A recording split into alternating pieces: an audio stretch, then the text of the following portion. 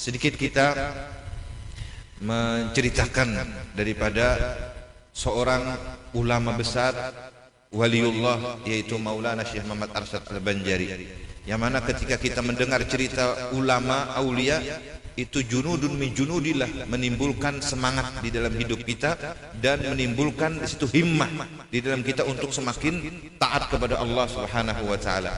Kemudian lagi Al-Imam Al-Habib Umar bin Idrus Al-Habsyi, beliau mengatakan tidak ada di dunia ini di akhir zaman yang paling bermanfaat kecuali dua. La anfa'u fi hadzal zaman illa itsnain. Dua. Pertama, zikru ala ilah, banyak-banyak mengingat nikmat Allah supaya bersyukur. Karena kalau ingat nikmat Allah syukur, tapi kalau ingat berbagai macam keadaan akhirnya kita jadi usang dan sakit hati. Ini bahaya. Yang kedua, zikru salafis salih, mengingat riwayat orang-orang salihin dan membaca manaqib atau cerita orang-orang yang salihin. Karena itu menjadikan kita cinta. Min mahabbatillahi lak an yulqa fi qalbika mahabbatun wali. Cirinya Allah cinta lawan kita di hati kita. Cirinya Allah cinta lawan kita, di hati kita ada cinta dengan waliullah. Jadi cinta dengan wali, cinta dengan ulama, cinta dengan keturunan Nabi itu pilihan. Bukan sembarangan. Ini orang-orang yang dipilih Allah untuk mereka supaya nantinya terkumpul dengan mereka walau amal ibadahnya kada sama. Nah, dulu di Lok Gabang, Martapura, itu ada sepasang suami istri namanya Abdullah dengan Aminah. Abdullah dengan Aminah ini keluarga yang penuh dengan sakinah, mawaddah, warahmah, keberkahan, karena orang yang sangat taat beribadah kepada Allah Subhanahu wa taala di Lok Gabang. Dan beliau itu ahli pahat kayu, di dalam mahat kayu. Kemudian setelah lama berkeluarga kada ada berisi keturunan. Makanya ada ijazah dari Habib Salim Asy-Syatiri baca doa supaya punya keturunan, yaitu doanya Rabbi la tadharni fardan wa anta khairul warithin. Rabbi la tadharni fardan wa anta khairul warithin. Ya Allah, janganlah engkau jadikan uluni sendirian kada punya keturunan, wa anta khairul warithin. Cuman syaratnya berisi bini pang. Biar baca itu tuhuk 100 kali semalaman muka ada bebini ya kada kulihan juga. Mana berisi anak. Nah, jadi pada suatu malam Abdullah dengan Aminah ini diperjumpakan dengan Lailatul Qadar. Akhirnya berdoa supaya dapat anak yang alim lagi zahid. Alim lagi zahid, bermanfaat bagi masyarakat Banjar untuk menyebarkan agama Islam kena. Nah, jadi kayak itu umat. Jadi banyak anak-anak itu sukses dengan sebab umat. Nah, sebab umat ini penentuan anak ini jadi kayak apa kenanya umat. Jadi Habib Segaf Harun 70% anak itu karakternya mengikuti ibunya. Jadi apa yang dilajarkan umahnya, apa yang dididik umahnya, apa yang disampaikan umahnya, itu nanti yang menjadi anaknya kena terikut. Jadi karena itu penting benar. Kalau mamanya berilmu, mamanya ketujuh baca salawat, baca burdah, baca dalail, baca yasin, baca tabarak, baca waqiah, baca Quran, anaknya kena kayak itu juga. Al-Habib Ali Sahibil Maulid, beliau menjadi orang istimewa hebat. Bagaimana? Karena Mama Sidin Hubabah Alawiyah. Imam Syafi'i menjadi besar, ulama besar karena sebab siapa? Mama Sidin. Abah Gursu Kumpul menjadi ulama besar karena Mama Sidin Hajah Masliyah dan yang lain-lainnya. Ini mama ini penentuan. Jadi pembinian ini sangat penting, menjadikan anak jadi napa anak mamanya ini. Karena kan abah kadang-kadang sibuk mencari nafkah, keluar apa sebagainya. Si mama nang di rumah ini bilanya mamanya menyurungi mainan aja, bermainan aja. Bila mamanya menjurungi banyak bacaan-bacaan Al-Quran atau Iqra apa sebagainya, baca Quran, Iqra dan yang lain. Jadi tergantung kepada mamanya. Jadi karena itu ketika dipertemukan dengan Lailatul Qadar, nah Sidin meminta alim lagi zahid. Zahid ini bukan kada sugih, bukan kada hendak dunia. Zahid ini pemurah dan kada terpedaya dengan dunia. Dunia ini di tangan aja, sehingga ulama mengatakan arti zuhud itu apa ngarannya? Ad-dunya fi yadihi la fi qalbihi. Dunia itu hanya di tangan, bukan sampai ke hati. Jadi orang zuhud bukannya mereka pakaian yang bertambal, bukan mereka orang yang hidupnya rumahnya susah apa sebagainya, kan bisa aja mewah rumahnya, mewah mobilnya, tapi kada sampai ke hati, kada tertipu, kada sampai ke dalam hati. Bilanya hilang, mereka sudah selesai. Nah ini. Jadi dikaruniakan Lailatul Qadar. Ulun alhamdulillah Bapak Wakil Bupati, kita doakan dan panjang umur, sehat walafiat. Mudahan kau menjalankan tugas amanah apa sudah baik. Ingatakan tadi nama anak babini langkah awal tadi. Nanti. Kan banyak kalau lelakian setuju, banyak lelakian setuju. Nah. Ulun alhamdulillah di Mekah mintuha ulun kan begana di Mekah. Pangan ulun begana di Mekah. Ulun alhamdulillah tiap hari bertemuan Lailatul Qadar. Karena paninian bini ulun tuh ngarannya Lailatul Qadar.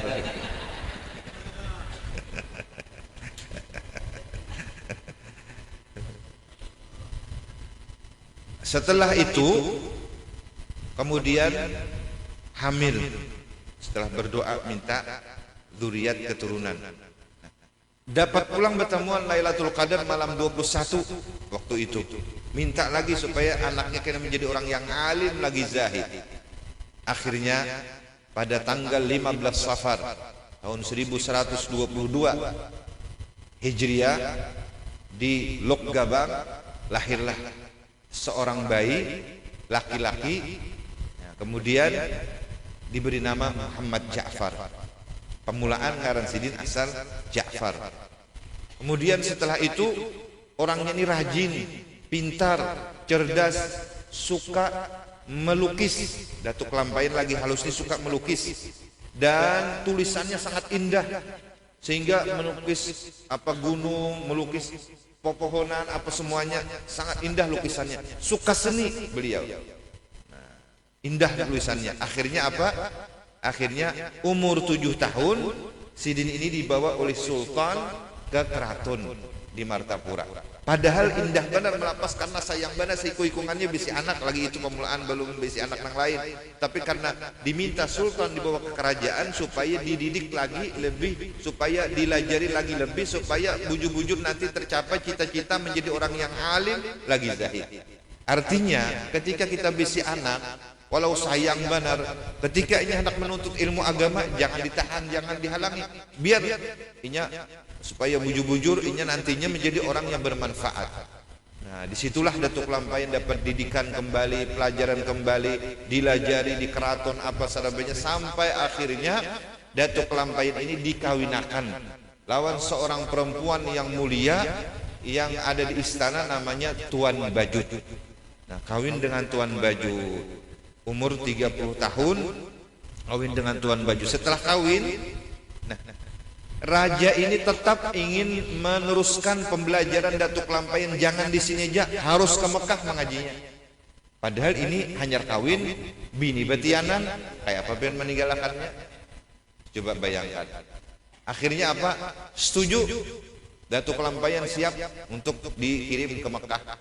Kayak itu juga anak-anak kita dikirim belajar ke Jawa, dikirim belajar ke Hadramaut, siap untuk menjadi orang yang bermanfaat kena dan menyampaikan apa ngarannya syiar ataupun syariatnya Nabi Muhammad sallallahu alaihi wasallam.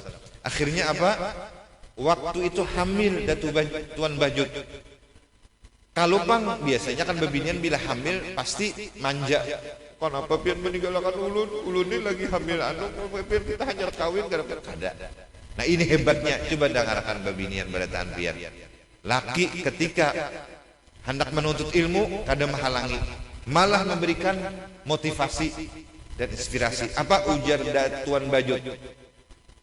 Pian lamun balum alim jangan bulik dahulu. Itu kalimat daripada Tuan Bajut kepada Datuk Lampayan Syekh Muhammad Arsad Al-Banjari waktu hendak mengaji ke Mekah. Jaka bahasa kita itulah pian jangan bulik dulu amun kada sugih. Inilah yang ulang ini bulik patah masih aja tetap pada sugih juga lagi. Pian jangan bulik dulu kecuali alim. Nah, coba lihat semangat dan motivasi yang diberikan oleh seorang istri kepada Datuk Lampayan Syekh Muhammad Arsad Al-Banjari. menjadikan beliau berangkat ke Mekah. Ke Mekah mengajinya berapa tahun? Kalau pang setahun, 2 tahun. Berapa tahun Datuk Lampayan mengaji di Mekah? 30 tahun. 35 fan ilmu beliau kuasai. Bukan ilmu agama aja, sampai ilmu-ilmu biologi, geometri dan yang lainnya beliau kuasai. Ilmu falak, ilmu nujum, ilmu yang lainnya beliau kuasai.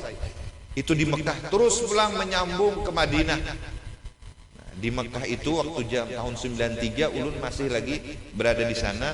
Ulun tahun 93 ada di Mekah, itu masih ada lagi namanya Berhat Banjar, rumah bekas Datuk Lampayan mengaji dulu di situ. Rumah bekas Datuk Lampayan tinggal ketika beliau mengaji di Masjidil Haram. Dipelihara oleh anak cucu-cucu Sidin sampai sekarang. Wah, ini jadi perluasan pembangunan Masjidil Haram. Dulu ada di situ Gang Banjar. Karena di situ banyak orang kita Banjar yang dulu asrama di sana untuk mengaji di Masjidil Haram. Nah, Datuk Lampayan ketika di Mekah, Sidin itu ada seorang jin yang membantu Sidin untuk keperluan Sidin, namanya pasakan baju, memasakkan. Sehingga Datuk Lampayan ini ketika di Mekah itu kada bermasak, kada baju apa sebenarnya, jin ini nang menulungi. Ngarannya Al-Badakut Al-Mina.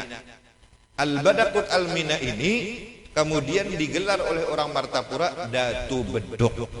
Nah, ini sampai akhirnya ketika Datuk Lampayan hendak balik ke Martapura, Datu Bedok ini umpat ke Martapura mengikuti Datuk Lampayan. Nah, ketika sampai di Martapura itu disambut luar biasa. Tapi sebelumnya beliau singgah di Betawi dulu.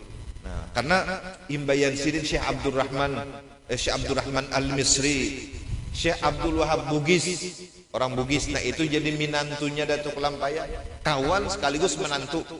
Bisa aja kawan jadi minantu, minantu jadi kawan. Kemudian lagi di situ Syekh Abdullah Daud Fatani, Syekh Abdul Samad Palembang, itu kawan Datuk Badataan. Nah, ketika sampai di Betawi, Datuk Lampayan ini diuji oleh orang Belanda. Kalau bujur ini orang yang hebat, ayo datang ke satu tempat. Lalu itu di satu ruangan yang luas, di situ ada orang Nasrani, orang Yahudi, ada bubuhan Belanda datangan. Mereka mau uji Datuk Lampayan, lalu mengambil kelapa atau nyiur. Lalu kelapa ini dipingkuti oleh orang Belanda tadi, lalu bertakun lalu Datuk Lampayan, ini kelapa isinya apa? Ujar Datuk Lampayan, isinya banyu. Bila isinya banyu ada iwak. Nah, lalu tertawaan orang nak hadir. Mana mungkin di dalam kelapa artinya di dalam nyur ada iwak. Lalu akhirnya dibelah, tak babanyuan keluar, banyu kelapanya tadi, iwak keluar juga. Nah, di sini mereka mulai menghormati Datuk Lampayan. Akhirnya Datuk Lampayan diberi hadiah ranjang terbuat dari jati dan cermin. Sampai sekarang masih ada ranjangnya di dalam pagar lagi, barian daripada Raja Belanda, Gubernur Belanda waktu itu. Kemudian diuji lagi, Datuk Lampayan dibawa ke tengah laut pakai kapal, lalu disuruh mengukur berapa dalamnya laut ini. Kayak apa mau ukur kita, kalau ada ukuran bahari, berapa kaki, berapa inci, berapa meter. Lalu Datuk Lampayan mengatakan sekian kaki. Lalu diukur oleh tentara atau oleh bubuhan orang Belanda tadi, ternyata apa yang disampaikan Datuk Lampayan sesuai dengan apa yang Sidin sampaikan tadi. Lalu mulia apa ngarannya, dimuliakanlah Datuk Lampayan. Akhirnya diberi hadiah lagi Datuk Lampayan. Nah, ini permulaan ketika datang di apa ngarannya, di Betawi. Dan itu di masjid ada ngarannya situ Jembatan 5 di Jakarta, di Jembatan 5. Di situ ada satu masjid yang kiblatnya itu terubah. Di satu masjid di Jembatan 5 itu terubah. Ulun ada ke sana beberapa kali. Akhirnya jembatan itu masjid itu ditakunakan apakah kiblatnya bujur. Lalu Datuk Lampayan mengeluarkan beliau jubahnya, tangannya beliau melihatkan, lalu dari situ nampak Ka'bah. Ternyata serong ada pas Ka'bah, lalu dibetulkan kiblat. Jadi beserong anunya ini bemereng dari yang asal. Lalu di situ disebutkan kiblat masjid ini dibetulkan oleh Syekh Muhammad Arsyad Al-Banjari pada bulan Ramadan tanggal ini bulan ini, ketika itu dengan beberapa kejadian. Nah, ini diantara Allah Subhanahu wa taala memberikan kemuliaan kepada orang yang berilmu. Ketika berilmu, segala-galanya dicukupkan Allah Subhanahu wa taala. Sampai di Martapura beliau disambut dengan gembira. Waktu itu Sultan Tahmidullah II nama nyambutnya. Sultan Tahmidullah II ini punya anak Pangeran Taha. Pangeran Taha punya anak Ratu Aminah. Ratu Aminah ini kawin dengan Datuk Lampaian. Jadi Datuk Lampaian ada kawin dengan cucu daripada Sultan Tahmidullah ini.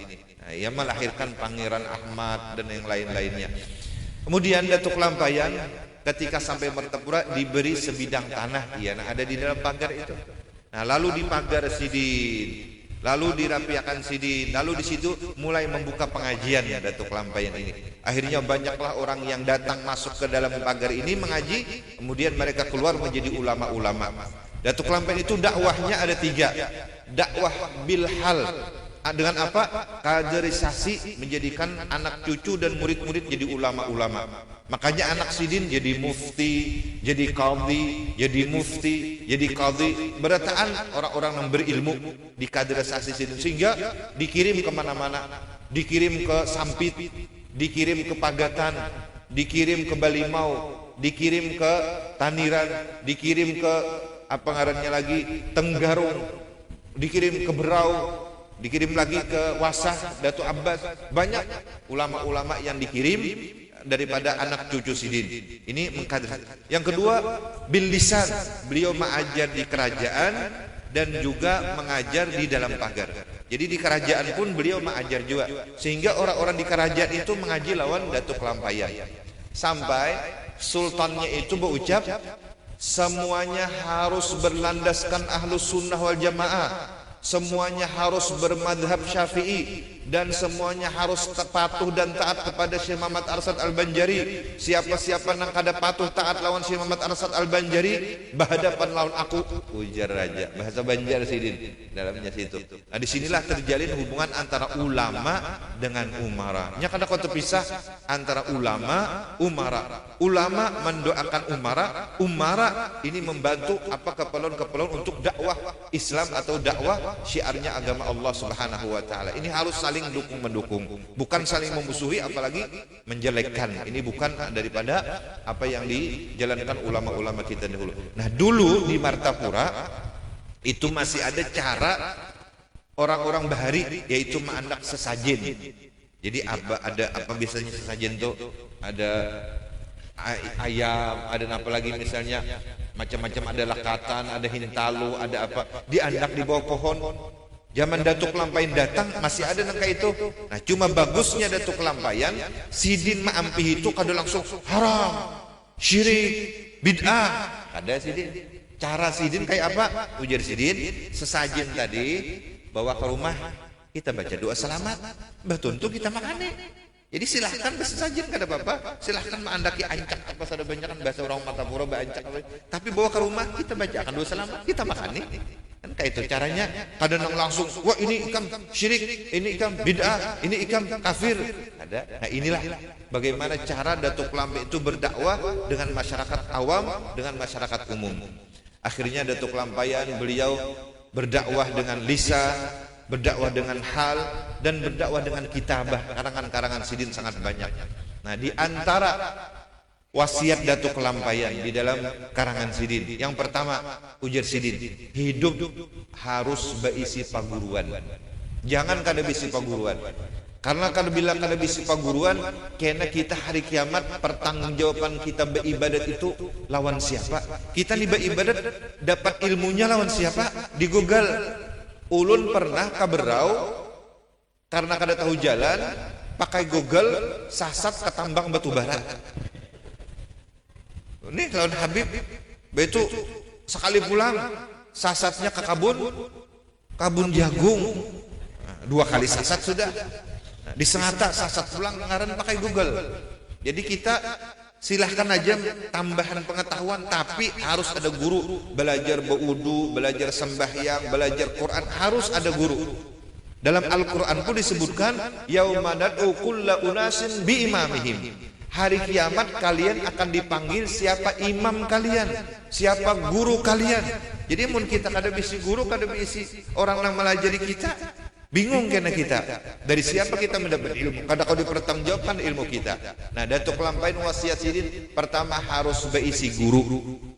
Yang kedua ujar Sidin, apa ngarannya?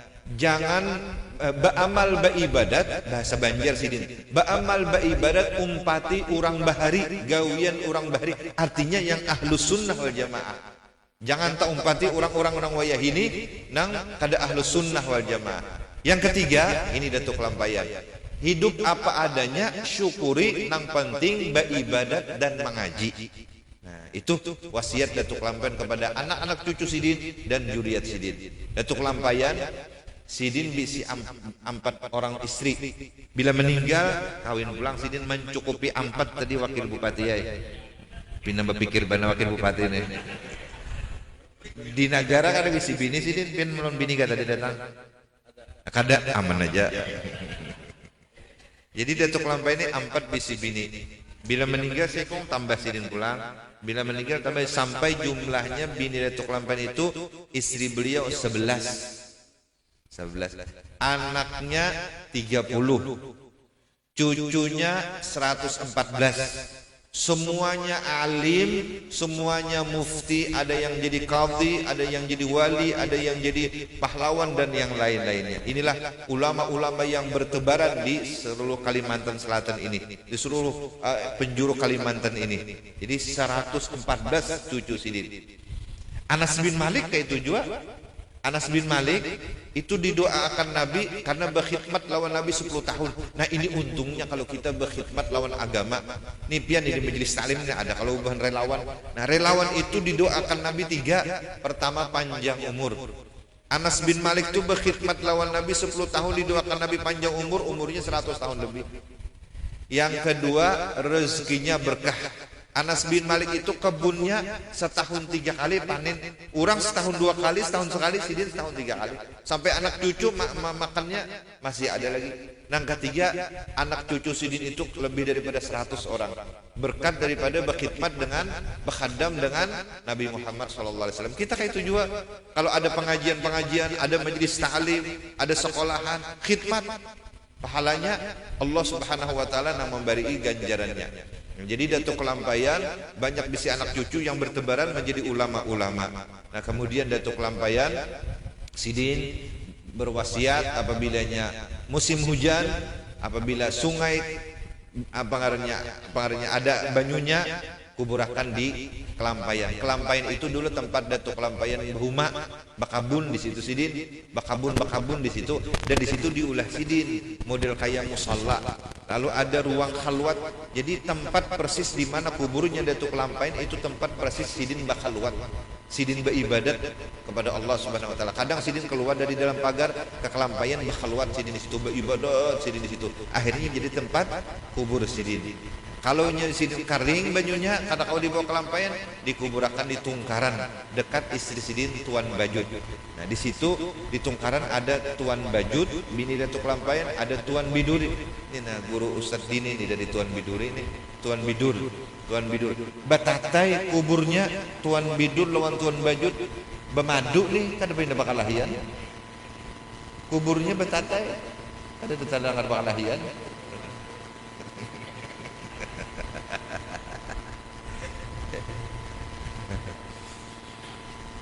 Jadi ujar Abu Urus Kumpul, kita mencintai wali ini adalah salah satu anugerah Allah, dan mencintai orang-orang yang saleh ini adalah pilihan Allah Subhanahu wa taala. Kada semuanya kita kawa mencintai, ada semuanya kita kawa senang dengan ulama-ulama dan orang-orang yang dikasih oleh Allah Subhanahu wa taala. Datuk Kelampayan wafat pada malam Selasa antara maghrib lawan isya tanggal 6 Syawal 1227 Hijriah, dalam usia umur 100 tahun lebih, 105 tahun lebih.